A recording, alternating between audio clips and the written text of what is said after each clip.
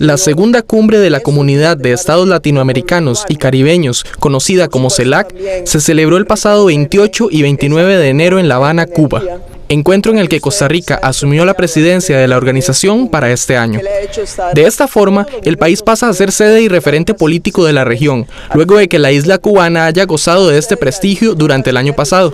Está también el cuarteto, los cuatro, es un comité de 4 países, el presidente anterior, el presidente actual y el futuro presidente, más un representante del Caribe.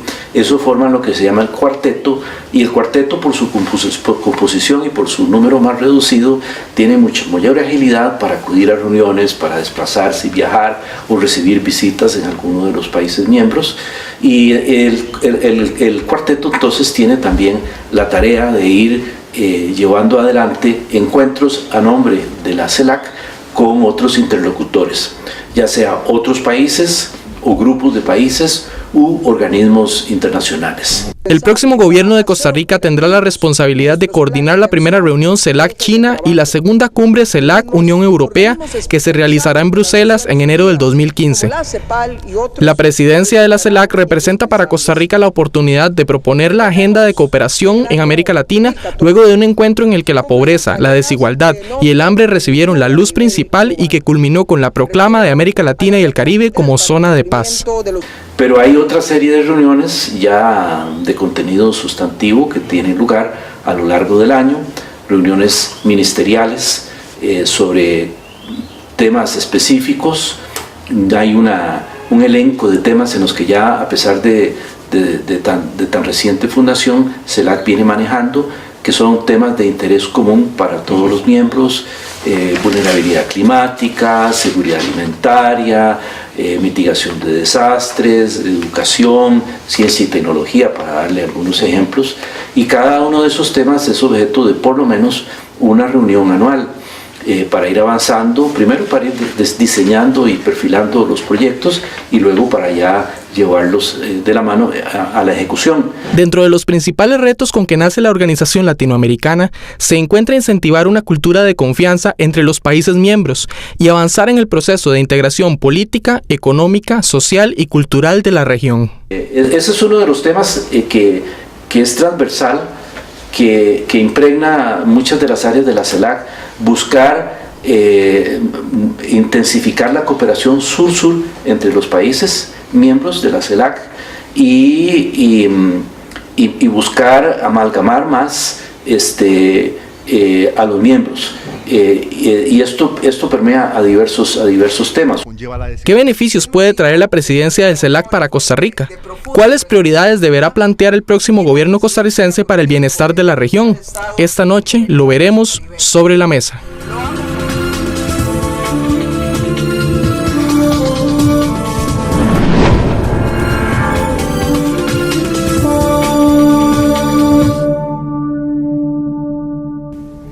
Para hablar del tema de CELAC, hoy nos acompaña don Francisco Rojas, él es rector de la UPAS, y le damos la bienvenida y agradecemos estar con nosotros nuevamente aquí en Sobre la Mesa. No, muchas gracias, Natalia, es un placer estar nuevamente acá en este programa tan importante. Gracias, don Francisco. Don Francisco, ¿qué sentido tiene la integración regional de Latinoamérica y del Caribe actualmente en una región donde no hay una voz compartida en temas de desarrollo? Bueno, creo que la CELAC está buscando ese camino para representar y expresar la voz de toda América Latina. El principio básico es la unidad en la diversidad y ser reconocido como actor internacional. Si América Latina no es capaz de tener una sola voz, no podrá incidir en los grandes foros. De allí que es importante construir esa voz común a partir de la pluralidad, la diversidad, pero construyendo un camino común. No es fácil, pero esa es la tarea de América Latina y se ha cumplido de buena manera desde la Cumbre de la Unidad en México hasta la reciente cumbre en La Habana, pasando por Caracas y Santiago. Después de la pasada cumbre, precisamente esa lista de acuerdos que usted menciona, esos acuerdos, es en 20 áreas. Tiene CELAC... 83 párrafos, es demasiado largo, demasiadas declaraciones. Exacto. Tiene la estructura y la infraestructura institucional, el presupuesto y la experiencia necesarias para cumplir todas sus metas. A ver, eso significaría, Natalia, que me estás preguntando por un organismo internacional. Si me preguntas por el foro de la CELAC, yo digo que sí, porque Costa Rica, Cuba, Ecuador y un país que tiene la presidencia del Caribe ejercen la dirección de este organismo con la presidencia pro tempore de Costa Rica. La diplomacia costarricense tiene experiencia para poder desarrollar capacidades de concertación, deberá tener apoyo en recursos financieros y humanos para llevar adelante la tarea. Si uno mira lo que la Cancillería está preparando, son alrededor de 20, 25 reuniones en los distintos temas y quizás el próximo gobierno, dado que habrán nuevos gobiernos en América Latina, nuevo gobierno en El Salvador, en Panamá, en Brasil, tenemos una nueva presidenta en Chile, es necesario refocalizar en los principales temas en los cuales se puede avanzar, en un foro eminentemente político, no económico. ¿Piensa usted eso? Que la integración debe darse más hacia el tema político y no tanto en lo económico. No la integración, el foro de diálogo político que es la CELAC. La integración en el ámbito económico creo que está avanzando de manera distinta y el caso centroamericano probablemente es el más significativo, donde se producen avances constantes en este marco. De igual forma, la Alianza del Pacífico hoy día es vista con gran interés por muchos actores porque han tenido una política pragmática entre países que tienen acuerdos de libre comercio entre ellos para facilitar las visas, para facilitar la inversión, y se ve que pueden haber avances en ese sentido, aunque el comercio entre estos países todavía es bajo. Centroamérica es el más alto con alrededor de un 20%. Es necesario mirar los acuerdos económicos en esos ámbitos subregionales porque la CELAC lo que busca es tener un marco político global de entendimiento con los actores internacionales. China lo mira con interés, Rusia lo mira con interés, el diálogo con la Unión Europea es fundamental y habrá que establecer un diálogo con Estados Unidos. De allí que el mes de septiembre y octubre son muy importantes para la CELAC porque es cuando se reúnen los cancilleres, la Troika +1, en el contexto de la Asamblea General de Naciones Unidas para concordar los principales temas. Quizás vale la pena destacar en esta reunión que tiene, a mi juicio, demasiados párrafos y muchas declaraciones adjuntas, 2 declaraciones o 3. Una, América Latina como zona de paz. Y eso creo que es lo más importante que reafirmó la CELAC, recogiendo el acuerdo del SICA, derivado del Tratado Marco de Seguridad Democrática, el acuerdo de Ushuaia en el sur, el acuerdo de UNASUR, en fin, que América Latina propende, lo que busca es resolver todos los conflictos por la vía pacífica, y segundo, evitar la nuclearización de la región y propender que en el mundo se reduzcan las armas nucleares. Y otro aspecto esencial es el referido a la cooperación. Los países latinoamericanos hoy día son considerados países de renta media y eso los hace que la cooperación no llegue, pero en nuestros países hay grandes déficits en esto porque somos la región más inequitativa y se requiere una acción internacional para focalizarse en esta materia. ¿Y qué otras implicaciones tiene la CELAC para el resto de mecanismos de integración regionales? Tenemos ALBA, Mercosur, la Alianza Pacífico. ¿Qué otras implicaciones tendría? A ver, yo tengo la impresión que la CELAC debe lograr representar al conjunto de América Latina en el marco de la diversidad para construir la unidad. Eso se ha avanzado, hay una práctica de los jefes de Estado de este reconocimiento de la pluralidad en la diversidad para alcanzar consensos en los aspectos políticos fundamentales. América Latina como zona de paz, América Latina que reafirma la democracia y los derechos humanos, Y en los ámbitos donde aparecen más diferencias se debe trabajar, que es para propender cómo mejorar el comercio regional. Si no somos capaces de construir infraestructura para el comercio regional, no tendremos opción en el mundo por nuestra capacidad de poder. Si eso mejora, teniendo una voz política común, tendremos mayor incidencia en el mundo. Y estas interpretaciones, hay ciertas interpretaciones de que la CELAC es una alternativa que excluye a Estados Unidos y a Canadá, y que es una manifestación de un distanciamiento que quieren algunos países de la región hacia Estados Unidos. Creo que, digamos, sobre esto pueden haber lecturas distintas, pero claramente la CELAC no busca reemplazar a la OEA y la CELAC no puede pretender reemplazar a la OEA. Primero porque en la Troika no habría acuerdo. Cuba pudiera tener una posición, Ecuador una, pero Costa Rica va a tener una posición distinta. Si no hay consenso, no se avanza. Pero fundamentalmente porque en el contexto de la CELAC, para los países más pequeños del Caribe, el único espacio para dialogar a un nivel relativamente alto con los Estados Unidos sobre temas sustanciales, tema migraciones, tema desastres naturales, tema de cooperación en el ámbito de la salud, es la OEA. La cooperación técnica en muchos ámbitos se expresa en la OEA, en el diálogo con Estados Unidos. Pero América Latina como tal debe tener una voz común para discutir con los Estados Unidos sobre cuál es su visión del mundo y por qué América Latina tiene una posición que quiere avanzar en una perspectiva de paz y de desnuclearización y contribuir en esa tarea en el marco multilateral. Bien. Terminamos así la primera parte de la entrevista. No se vaya porque vamos a continuar hablando sobre este interesante tema aquí en Sobre la Mesa.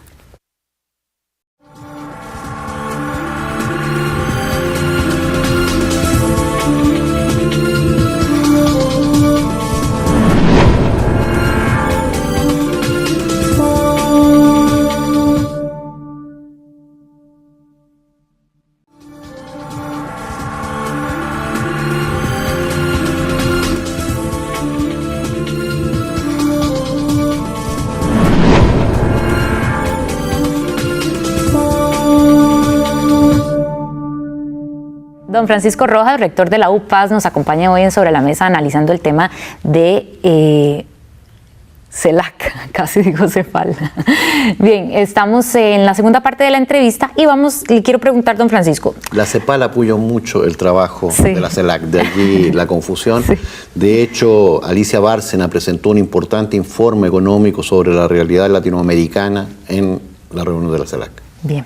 ¿Ha sido la región capaz de plantear un proyecto político estratégico que le permita presentarse como un actor importante y unido en el escenario internacional?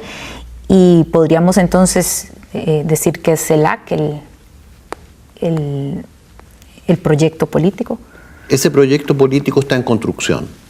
Y depende del liderazgo que ejerza este año Costa Rica por el hecho de tener la presidencia pro tempore, el próximo año de Ecuador, pero los pasos que se han dado desde México, Venezuela, Santiago, La Habana y hoy día Costa Rica son muy significativos. Por eso China quiere tener un diálogo con América Latina, Rusia quiere tener un diálogo con América Latina, hay diversos países que quieren tener este diálogo, la Unión Europea tiene un diálogo con la CELAC y por lo tanto reconocerle esta calidad de actor internacional.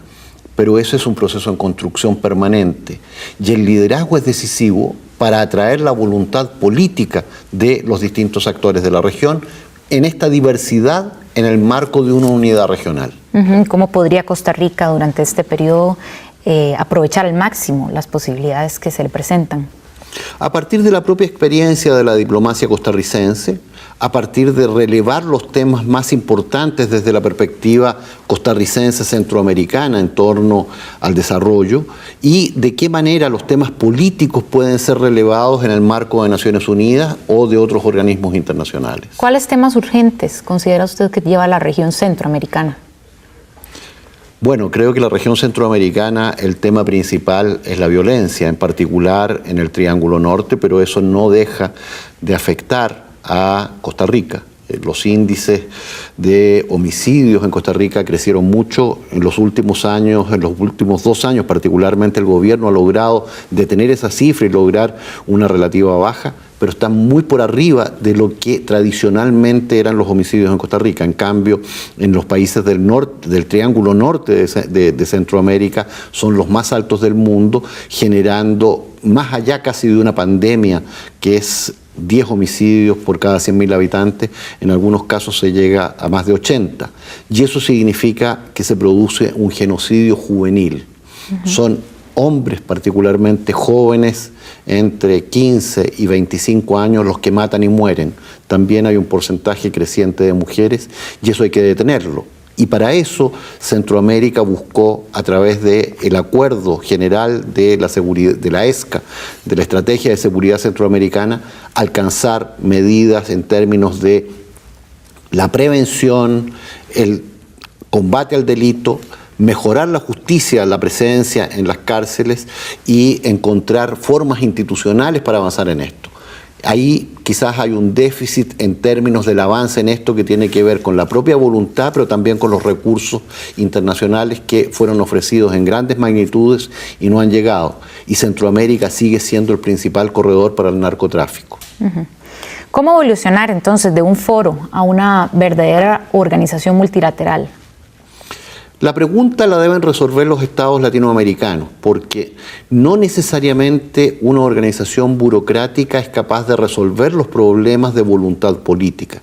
El liderazgo es el que tiene que lograr concitar la voluntad política que atraiga recursos humanos, inteligencia en términos de la capacidad de pensar soluciones políticas y visiones latinoamericanas desde América Latina para su región y para el mundo. Y en ese sentido creo que es necesario perfeccionar esta perspectiva, más que pensar en crear una institucionalidad grande, significativa, importante. De hecho, nosotros podemos pensar que hay un déficit importante en este sentido en América Latina. UNASUR tiene una institucionalidad, pero no ha podido nombrar a su secretario. Quizás vale la pena destacar que hace un par de días atrás una costarricense, Rebeca Grispan, fue nombrada en el marco iberoamericano como secretaria de la Comunidad Iberoamericana de Naciones y por lo tanto otra costarricense tendrá un rol importante en el periodo que viene, buscando cómo en este asocio iberoamericano se abre un espacio de diálogo hacia la Unión Europea, hacia el mundo. Bien. Venezuela es un tema que está preocupando en este momento, que está sobre la mesa. Hay un pronunciamiento de CELAC. Leo textualmente una de las partes, la última. Los países miembros de la CELAC expresan su solidaridad con el pueblo hermano de la República Bolivariana de Venezuela y alientan a su gobierno a continuar los esfuerzos para propiciar un diálogo entre todas las fuerzas políticas del país en aras de la paz y la unidad nacional que el pueblo venezolano requiere para continuar su marcha hacia el progreso y el bienestar. ¿Qué interpretación hace usted de este pronunciamiento? Bueno, yo creo que es un pronunciamiento que refleja la posición del cuarteto.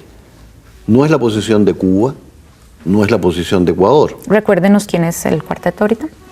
Es Cuba como anterior país, hoy día Costa Rica, que tiene la presidencia pro tempore en el año 2014, Ecuador la tendrá en el año 2015, más quien ejerce la presidencia del Caribe en este caso. Si uno mira los noticieros de Telesur y las opiniones de Venezuela, las opiniones de algunos países cercanos a Venezuela, el apoyo es al gobierno venezolano frente a una oposición que es calificada de fascista. El comunicado habla de una solidaridad con el pueblo venezolano. El pueblo venezolano son todos los venezolanos quienes están en el gobierno y quienes están en la oposición. Y segundo, el comunicado insta, le sugiere, le solicita al gobierno venezolano abrir canales de diálogo con todos los venezolanos. De alguna manera insta, de la misma manera que en su momento instó UNASUR al presidente Maduro a tener un diálogo con la oposición. Creo que en el caso de Venezuela no está en peligro la democracia que se ha expresado allí, pero la polarización y el usar palabras que polarizan y transforman al adversario o a otro conciudadano en enemigo es el peligro más grande. Eso lo digo como chileno porque fue parte de las causas que llevaron al golpe de Estado en Chile, el que se ocupó un lenguaje en la política que no correspondía y se planteó la política como enemigos. La política hay que verla como adversarios y en ese sentido Costa Rica tiene mucho que enseñar a toda la región. ¿Le parece entonces acertado este pronunciamiento si lo comparamos con algún otro que haya hecho algún otro mecanismo regional? Yo creo que sí, y refleja bien la posición de América Latina. De América Latina. ¿No podría, digamos, interpretarse como muy... A ver. Es el consenso latinoamericano. Ajá. No es un apoyo a la oposición que quisieran algunos, ni al tampoco gobierno. Es un apoyo al gobierno que quisieran otros. Es la posición de América Latina que quiere que se preserve la democracia, que no se divida al país, que se busquen mecanismos de diálogo, que se evite la violencia y se solidarice con el conjunto del pueblo para reenrumbar el diálogo político y la estabilidad en Venezuela, al igual que en cualquier otro país de la región. Bien. ¿Qué expectativa tendría usted de aquí a que Costa Rica termine la presidencia pro tempore de la CELAC? Yo creo que Costa Rica, cuando tenga en el mes de enero, probablemente 28 y 29 de enero del próximo año, la reunión de presidentes en América Latina, habrá demostrado su capacidad política para reafirmar la democracia y los derechos humanos. Vale la pena destacar que en Costa Rica está la Corte Interamericana de Derechos Humanos, la Universidad para la Paz, que tengo el privilegio de dirigir, y por lo tanto los derechos humanos es algo que es inherente a Costa Rica. Un segundo aspecto es reafirmar la vocación hacia el desarme de Costa Rica. Costa Rica promovió el año pasado en Naciones Unidas una propuesta para desarme en distintos aspectos que fue acogida por la Asamblea General. Probablemente la declaración de zona de paz será reafirmada con medidas específicas en este campo. Y creo que también Costa Rica debería avanzar en la contribución en el área centroamericana o en el norte de América Latina, incluido México, Colombia, a buscar cómo se reducen los homicidios per cápita y de qué manera se puede construir una política común en el ámbito de drogas, donde los consensos alcanzados en el último tiempo son bastante importantes, aunque hay áreas en las cuales hay grandes diferencias, como por ejemplo respecto al tema de legalización o despenalización de la marihuana, como está tomando Uruguay. Y finalmente creo que Costa Rica, por su perspectiva en el medio ambiente, probablemente retomará lo que señaló el presidente de Uruguay, que los temas globales son temas también de los países pequeños. Hoy día el cambio climático, el impacto en los extremos en los cuales se mueve desde muchas lluvias, huracanes a desertificación, es algo que Costa Rica debería tomarlo porque Costa Rica es un abanderado en el medio ambiente y requiere cooperación para alcanzar acuerdos internacionales en este campo. Bien, esperemos que nuestro país ejerza bien su liderazgo en este foro. Muchas gracias, don Francisco, por habernos acompañado en Sobre la Mesa. Vamos a ver qué tienen que contarnos nuestros analistas hoy con Luis Emilio en la segunda parte del programa. Estamos sobre la mesa, no se vayan.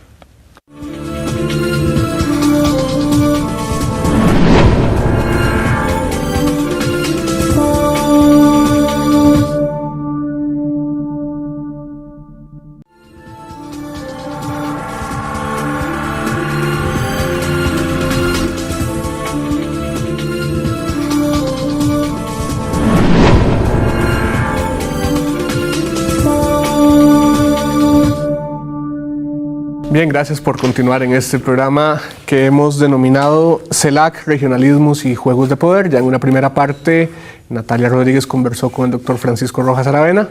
Nos dieron un marco general de lo que se trata pues, este tema de la CELAC. Y en esta parte, como es de costumbre, vamos a intentar profundizar un poquito más en relación con el tema en cuestión.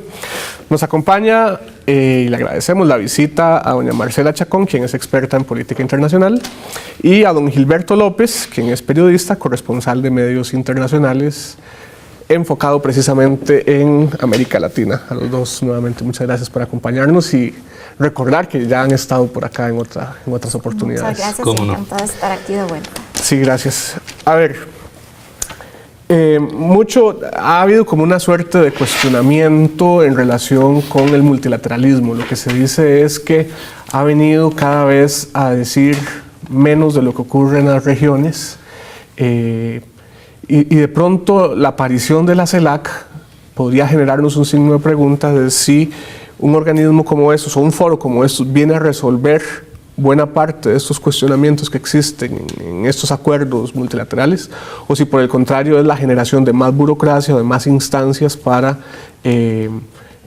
digamos, atender este tipo de asuntos. ¿Cuál es el criterio de ustedes respecto a esta cuestión que estoy planteando? Podríamos empezar con usted, doña Marcela. Me parece, Luis Emilio, que la CELAC será un foro que avance y que cumpla los objetivos y las metas planteados y que todos deseamos únicamente en la medida en que no solo a nivel de país, sino que a nivel subregional, cada una de las diferentes partes que componen la CELAC sean lo completamente transparentes y dispuestas a llevar a la mesa de conversación un diálogo relacionado con los temas que nos afectan a todos. Bien decía don Francisco, la temática que debería ser la que propulsen los países integrantes del SICA, siendo principalmente una reducción en la violencia, todo lo que se refiere a un ataque o la disminución más bien de lo que es el crimen organizado y el tráfico de drogas, armas y personas que atraviesa por nuestros países y que afecta necesariamente a Colombia y a México también. Así que únicamente en la medida en que cada una de estas subregiones lleve a ese foro de discusión esos temas de una forma completamente directa y transparente es que se llegará a alcanzar el objetivo planteado. Sí, yo quería, don Gilberto, también añadir un elemento, y es que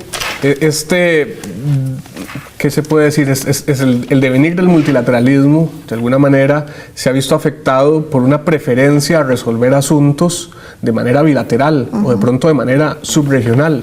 Entonces, ¿cómo cabe en esta práctica la aparición de un foro que intenta unificar voces?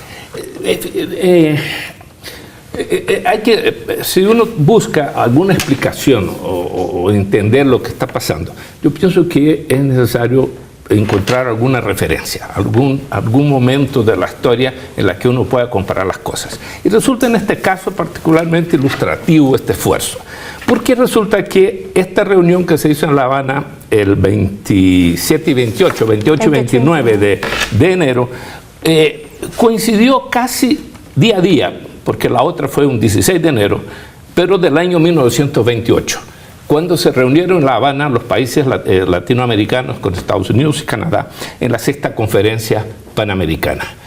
Estamos hablando de 86 años de diferencia. Y si uno mira el escenario de esa reunión anterior en La Habana y compara con el escenario de esta nueva reunión, se da cuenta de que el mundo se ha vuelto patas para arriba. ¿Qué ocurría en 1928? Estados Unidos acababa de ganar la guerra contra España unos años antes, en 1898, conquistar Puerto Rico, implantar la enmienda Platt, tenía invadido Haití, República Dominicana. Ese era el escenario de la Unión Panamericana que devino después OEA y que hoy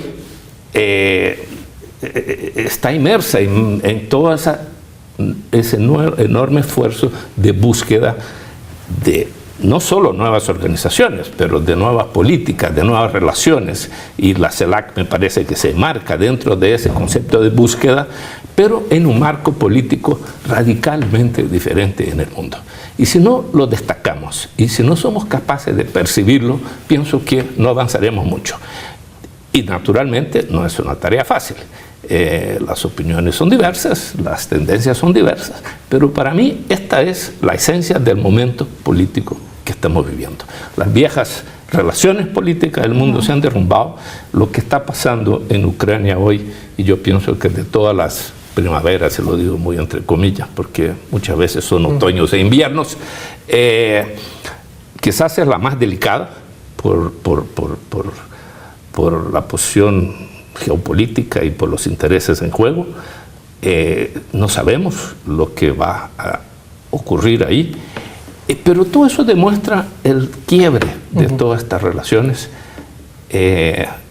por un lado avalando un gobierno surgido de la plaza y un nuevo gobierno impuesto en la plaza, porque antes de que se votara en el Parlamento lo llevaron a la Plaza Maiden para que la gente en la plaza dijera si esos eran los gobernantes nuevos. Es un problema complicado. Sí, sin embargo, hay algo importante de decir, Gilberto, con respecto a todo esto y que usted presenta muy bien, y es que no podemos generar unas expectativas demasiado altas en el corto plazo de lo que va a ser la CELAC, precisamente porque es muy joven, porque el camino recorrido apenas va a alcanzar 3 años. Si bien es cierto, teníamos la experiencia del Grupo Río, si bien es cierto, venimos de la CALC también, ya la consolidación de la CELAC como tal va a requerir de un proceso de madurez que vamos a ir alcanzando todos en el camino y que cada uno va a ir poniendo su granito de arena para eso, ¿verdad? Claro, y es que en el espacio anterior veíamos que el doctor Rojas Aravena hacía un énfasis particular en las necesidades de los liderazgos. Lo que tenemos es una región que, por lo menos desde donde nosotros estamos, sentimos que una parte camina en una dirección y que otra parte tiende a caminar en otra dirección. A mí me gustaría desmenuzar un poco más qué significa un liderazgo o qué significa o cuáles son los desafíos que tienen los liderazgos, en este caso, no solo a nivel formal, como es ocupar una presidencia, sino también de los distintos países que ya de por sí tienen un peso particular. Hablemos de Venezuela, hablemos de México, hablemos de Brasil, ¿verdad? En la construcción de esa voz unida. ¿Podemos hablar de estos actores en relación con...? Creo que una de las características que tenemos es la falta de liderazgo, pero no es porque falten líderes, es porque estamos en una situación tan movediza que no hay dónde poner pies para implantar con certeza, con firmeza, nuevas ideas. El problema es que eso le pone un signo de pregunta grandísimo. Pero déjeme, yo creo que hay que destacar en esta declaración final de la CELAC de 83 puntos, yo traje solo 8. Y creo que hay que destacar algunas cosas, porque si uno compara, y vuelvo a la idea inicial, con ese mundo de hace 80 años en América Latina, con el de hoy, pues vemos cuánto hemos caminado y hacia dónde hemos caminado.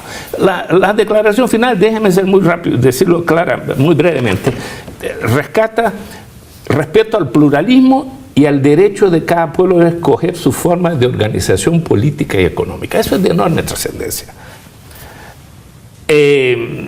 Rechazo a las listas de certificaciones unilaterales por parte de países desarrollados que afectan a América Latina. ¿Qué son estas listas que básicamente lo hace Estados Unidos, pero también la Unión Europea, de calificar a países como terroristas, como países que apoyan el narcotráfico, que no apoyan, etcétera, que los países latinoamericanos critican y dicen no puede ser así? Piden que pongan fin a un bloqueo comercial que dura ya 50 años a Cuba, que hoy es un tema, el único tema. Yo creo que hay casi unanimidad en la Asamblea General de las Naciones Unidas, porque a favor de ese bloqueo solo vota Estados Unidos y Israel y un par de islas de futuro incierto en el Pacífico. Fíjense que hay otro tema del que se ha hablado muy poco y que me parece de extraordinaria importancia y que tienen que ver con los TLCs que se han venido aprobando en toda América Latina, que es que se dote de mecanismos apropiados para la solución de controversias con inversionistas extranjeros. Ese es uno de los puntos más dramáticos y negativos para América Latina en todos estos tratados de libre comercio, porque entrega a organismos que normalmente fallan en contra de nuestros países temas de miles de millones de dólares y a los que Costa Rica se verá sometido en el caso de Cruzitas, en el caso de la OAS, etcétera. Y ya termino, déjenme 2 cositas más. Piden la democratización de las instancias decisorias internacionales, en particular del Consejo de Seguridad, un órgano surgido de la Segunda Guerra Mundial y que hoy no representa para nada las relaciones de poder en el mundo. Y finalmente, el establecimiento del foro CELAC-China y el diálogo con la Federación Rusa. O sea, esta agenda nos muestra dónde estamos, hacia dónde vamos y la enorme importancia de los cambios ocurridos en los últimos 80 años. Mi preocupación ahí, y tal vez doña Marcela podría referirse a eso, es que con el respeto que todas estas instancias de diálogo y demás merecen, ocasionalmente o con algún nivel de frecuencia uno encuentra desconexiones entre lo que en política nacional se quiere los intereses presentes al interno de los países versus lo que normalmente las cancillerías suscriben. Entonces, ahí es donde me parece a mí que los liderazgos empiezan a socavarse en relación con la puesta en práctica de este tipo de agendas. Por eso me gustaría insistir en el tema de los liderazgos. Primero, más que falta de liderazgo, yo lo que diría es que hemos caído en una timidez, en una cierta timidez provocada algunas veces por temor a la reacción de países o de zonas más grandes, más fuertes, más poderosos que nosotros, y hemos aprendido tal vez a callar y a no movernos en el sentido en que tenemos que hacerlo como un bloque unido. En eso coincido completamente con Gilberto. Creo que contamos con semilla de líderes que podemos promover, que podemos hacer grandes, que podemos llevar a lo largo y ancho de todos nuestros territorios. Siento que no debemos tomar una posición de apartarnos de los organismos que ya existen, sino que más bien tener una voz unida, un consenso de ideas generales de todo aquello que nos afecta y actuar como un foro representativo ante las diferentes instancias organizadas a nivel internacional, ante la OEA, ante Naciones Unidas, ante la Unión Europea, ante la Federación Rusa, ante quien sea. Entonces, no se trata de entrar en disputa o en controversia con lo ya existente, se trata de generar desde lo interno de nuestros países ese liderazgo para que se puedan atacar, que se puedan beneficiar aquellas situaciones que son comunes para nuestros países y para las cuales podemos obtener cooperación si se trabaja de una forma inteligente y a través de los organismos que ya están institucionalizados. Yo quiero que en el siguiente bloque abordemos el tema de la agenda, porque parece que cuando uno observa la composición de la región, hay países que quieren posicionar ciertos temas y hay otros que quieren otros, pero dejemos eso para la siguiente parte. Estamos en Sobre la Mesa, vamos a un pequeño corte y ya regresamos.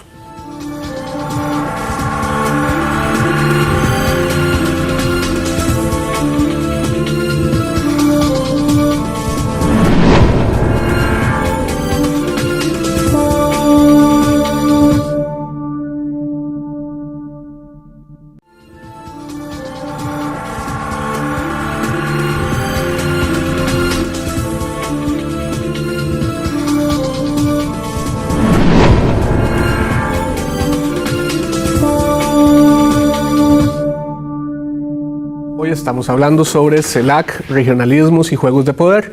Nos acompaña el doctor Francisco Rojas Aravena en el set de la entrevista, a quien le damos el pase para que nos dé sus impresiones de la conversación que tenemos por acá. Adelante, don Francisco. Creo que se han remarcado puntos importantes. En la reunión de la CELAC tuvo 83 párrafos. Yo tengo la impresión, 83 párrafos y además alrededor de 25 o 27 declaraciones especiales. Probablemente eso resta a la mirada de los acuerdos que tomaron los presidentes en el diálogo privado y a la importancia de las reuniones bilaterales y de grupos subregionales en el contexto. Yo destacaría la presencia en la reunión de la CELAC del secretario general de Naciones Unidas. Este destacó la importancia de América Latina en torno a 3 temas. La reducción de la pobreza como de las regiones del mundo donde más se ha reducido la pobreza en los últimos años. Segundo, cómo América Latina es la inspiración en el tema de derechos humanos y un ejemplo a seguir en el mundo. Y tercero, el ser una zona de paz. Junto con el secretario general de Naciones Unidas estuvo el secretario general de la OEA, José Miguel Insulza, el secretario general iberoamericano Enrique Iglesias y representantes de distintos organismos regionales latinoamericanos. Creo que en ese sentido ha sido una reunión muy importante que deberá ser replicada en el mismo nivel por Costa Rica, y eso puede abrir un diálogo desde América Latina con los principales foros internacionales. Bien, muchas gracias. Muchas gracias, don Francisco, por esta reseña, esta reacción. Bueno, ciertamente CELAC es objeto de observación por parte de potencias. Se mencionó China, se mencionó Rusia, se mencionó India, se menciona también la Unión Europea. Así es. Y es que estas regiones, y para introducir el tema de la para introducir la cuestión sobre la agenda temática, digamos, resaltan, o sea, al final de cuentas es sobre la base de temas que se generan convergencias y se generan relaciones entre diversos actores. Sin embargo, tenemos toda una agenda, como señala don Francisco, relacionada con derechos humanos, que podríamos decir que existe un gran acuerdo en que la CELAC entre a trabajar en estos, pero también se ha remarcado la necesidad de que hay temas duros o temas más complejos que de pronto es mejor dejar para después. Sin embargo, existen, como mencionábamos antes de la pausa, un interés por parte de también colocar temas fuertes, temas complicados, como por ejemplo satisfacer a distintas posiciones, sabiendo además que existen cuestionamientos en relación con o que siempre existe la duda de si esos organismos funcionan o no funcionan al interno de los países, doña Marcela. Es importante, yo creo, Luis Emilio, en este momento, ya que Costa Rica tiene la presidencia pro tempore de la CELAC, escoger con pinzas los temas que van a ser tratados durante este año. ¿Y por qué le digo que con pinzas? Porque estamos en un proceso de transición de la finalización de un gobierno, donde no sabemos quién va a iniciar una nueva administración en mayo, donde no sabemos... ¿Se refiere a la circunstancia concreta de Costa Rica? Totalmente, con Costa Rica como PPT de la CELAC, porque todo eso, bien que mal, va a llevar a una afectación en el manejo que se haga o en lo que se tenga ya concebido sobre el manejo del foro que va a tener lugar en el país el próximo año. Entonces deben escogerse muy bien los temas y creo que sería importante que el país definitivamente maneje lo relativo a todo lo que es derechos humanos, lo que es el cambio climático, lo que tenga que ver con medio ambiente definitivamente, todo lo que tenga que ver con temas de paz y no entrar a analizar de una forma muy directa los temas duros porque podrían quedar truncados con el ingreso de una nueva administración que podría o no tener la misma visión o la misma dirección que se está llevando de aquí hasta mayo. Don Gilberto, ¿cómo moderar en este caso las expectativas? Porque uno sabe que es un foro que está creciendo, que requiere fortalecerse, pero ¿cómo moderar expectativas? Yo pienso que tenemos que abordar la cosa de otra manera, Luis Emilio. No, las expectativas tienen que ser las que la realidad permite. O sea, no podemos hacer si funciona o no funciona. Depende de qué estamos diciendo cuando nos preguntamos si funciona o no funciona.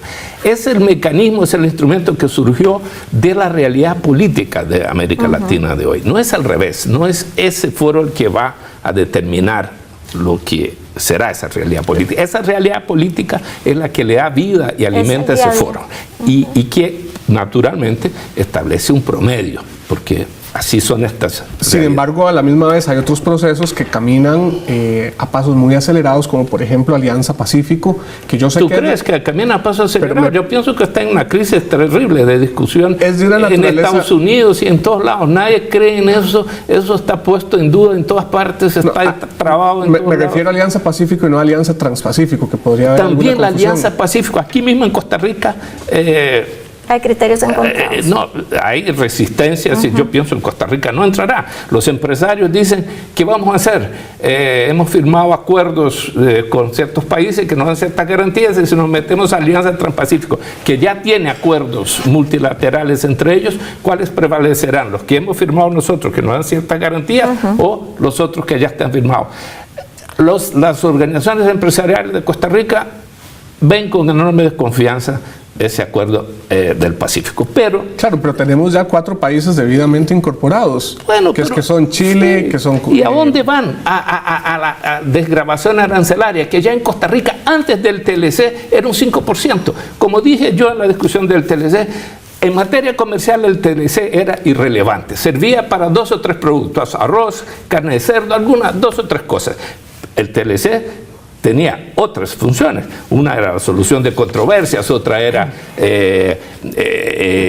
las patentes y garantías. En fin, tenía 3 o 4 secretos que tenían poco que ver con lo comercial, y la Alianza del Pacífico me parece que va un poco por ahí también. Pero salgamos de ahí. Es que yo lo estoy poniendo como una alternativa, digamos, sin entrar necesariamente por el fondo, como una alternativa también de integración que camina desde mi punto de vista, a pasos más acelerados. Entonces, ¿hacia dónde? Y todo es muy relativo. Claro, digamos, ¿hacia dónde? Hacia un acuerdo que permita atender temas duros como, por ejemplo, la agenda comercial.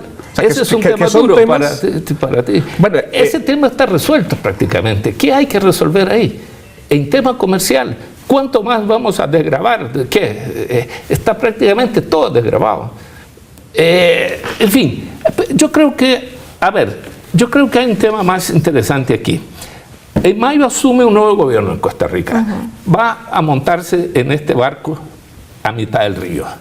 Pero pienso que ofrece, y déjeme entonces aquí decir una cosa. Naturalmente tenemos que preguntarnos, bueno, ¿quién asume?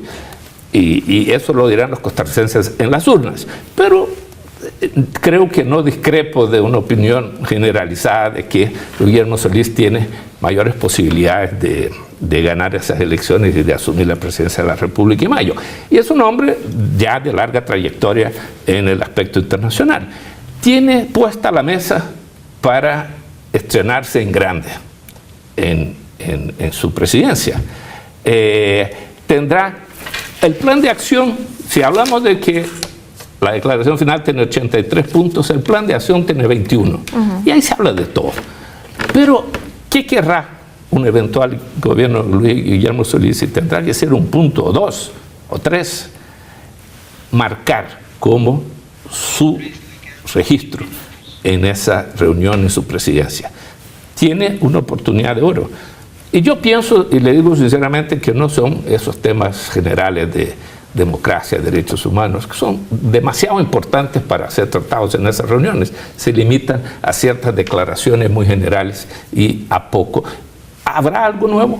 ¿Habrá alguna cosa más concreta? ¿Habrá algún tema de esos que tú llamas temas duros que podrán aprovecharse en la presidencia de Costa Rica para proponer, que difícilmente resolver, porque estas cosas no se resuelven en estas instancias? Pero con solo poner la discusión, poner a la gente a pensar, a reflexionar, a buscar salidas, me parece que es un gran aporte. Pero de pensar a consensuar hay muchísimo trecho, ¿verdad? Y lo vemos y a través del trayecto que han recorrido los países integrantes del SICA. En un plazo de unos 7 años aproximadamente, donde eran 7 países, éramos 7 países con 7 agendas de trabajo completamente distintas, el lograr llegar a establecer 20 proyectos distintos era una lucha titánica de reuniones mensuales.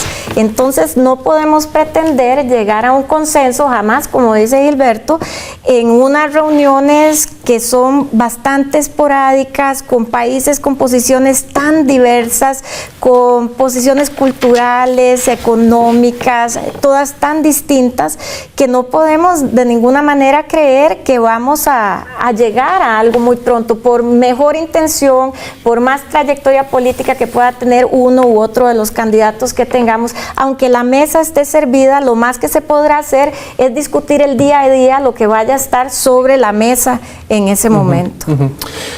Vean, esta iniciativa de CELAC nace por lo menos en el sur del continente, nace y la anuncian como un acto de independencia, prácticamente como un acto de soberanía. Podríamos decir que este impulso inicial llevará el mismo grado de avance, el mismo ímpetu en una época post-Chávez. Bueno, ya estamos en la época post-Chávez y ahí sigue con su ímpetu. No ha pasado un año. Sí, muy reciente. Pero, fíjese, es cierto que en América Latina hay muchos lugares donde se dan esas transformaciones más profundas, y el caso de Ecuador en las elecciones municipales de la semana pasada nuevamente lo pone sobre la mesa, se termina produciendo un cierto empate político en que las fuerzas de transformación se enfrentan a fuerzas que se resisten a esa transformación, y eso es parte de yo creo que es una de las características más importantes del escenario político nuestro en este momento, y eso hace muy incierto todo esto porque cambiará y tendremos avances, retrocesos, sea lo que cada uno considere avances, retrocesos. Esto está en mucho movimiento. Es una de las características de lo que tenemos ahora. Ahora, miremos, por eso comencé poniendo la perspectiva un poco más amplia. Miremos hacia 80, y el caso que puse tiene 86 años, y miremos cómo el mundo, nuestro mundo, América Latina, ha cambiado radicalmente en esos 86 años. ¿Y para dónde caminó? Y yo creo que no hay que perder esa perspectiva de más largo plazo. Esto lo menciono porque en el panel anterior, bueno, ya don Francisco Rojas indicó que CELAC no entra a competir con los mecanismos que ya existen, por ejemplo, OEA. Sin embargo, otra vez, a lo interno de los países, desde un punto de vista muy político, sí se percibe algún nivel de competición, al punto de que se habla de, o se cuestiona la funcionalidad de un foro como estos, que de alguna manera establece relaciones a espaldas de Estados Unidos, se plantea así. De ahí la pregunta, ¿verdad? En una época post-Chávez, que no ha acabado de acomodarse esa situación, ¿qué impulso, qué perspectivas de futuro tienen esta nueva manifestación de regionalismo, sabiendo que han habido otras y desafortunadamente pues no han acabado por rendir réditos? Bueno, han habido otras que han ido transformándose también, y por eso hablábamos que somos, o que la CELAC es la herencia de la conjunción del Grupo Río y de la CALC. Entonces no es que desaparecen, se transforman en lo que se requiere en el momento, y no es que no haya voces y que no haya liderazgos, sencillamente tienen que adaptarse, tienen que ajustarse a las realidades que haya en cada uno de los momentos. Volvamos a ver las cosas. Decir no es competencia, a mí no me siento cómodo con la palabra. Es evidente se habla de complementariedad. No, menos todavía, pero menos.